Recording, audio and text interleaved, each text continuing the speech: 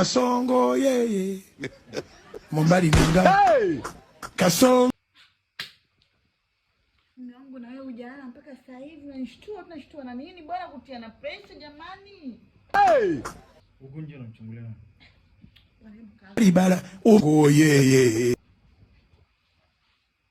Unajua nachungulia nini huko? Ndio nakuuliza sana, unajua ningekuuliza. Mimi hapa nipo namsubiria mke wa Steve. Maana alivyokuwa anaenda asubuhi kazini sijashuhudia nguo alizozivaa. Sijajua kapendeza au hajapendeza. Kwa hapa silali mpaka nishuhudie je asubuhi alipendeza au hajapendeza. Kwa sababu anajifunga na nguo sana. Kwa hiyo leo kachelewa kule kazini mimi silali mpaka nishuhudie nguo alizovaa asubuhi kapendeza au hajapendeza. Hivi akili zako ziko sawa kweli? Yaani umekaa mwanzako kaenda kazini, unataka kujua amevaje kama mpendeza au hajapendeza. Yule ameenda kuingiza hela, unaingiza nini? Unaingiza nini? God have unajifunga na nguo mno majirani zetu. Yaani wanajifanya na nguo sana. Huna Kama ni mwanamke mimi nafanya. kama huna kama mimi sema tu.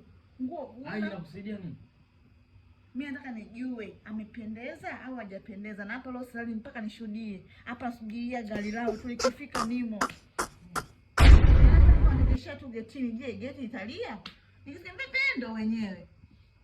Silali. Umeacha kulala usiku, unakaa unamsubiria mtu ambaye ameenda kutafuta pesa, umwangalie yeye kapendeza au hajapendeza.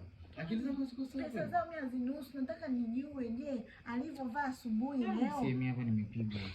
Kama ni mahali ni Tony unajua mimi ninachokitaka. Nataka nishuhudie je nguo aliyovaa leo asubuhi kameitisha kapendeza au hajapendeza?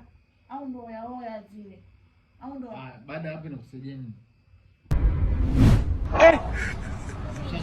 Mpendeza au hajapendeza? Baada ya hapo Tony mtu wa Steve anajifanyaga na nguo sana. Alafu anajeuri. Kwa mtu kama nguo si yake. Gari. Tony nini?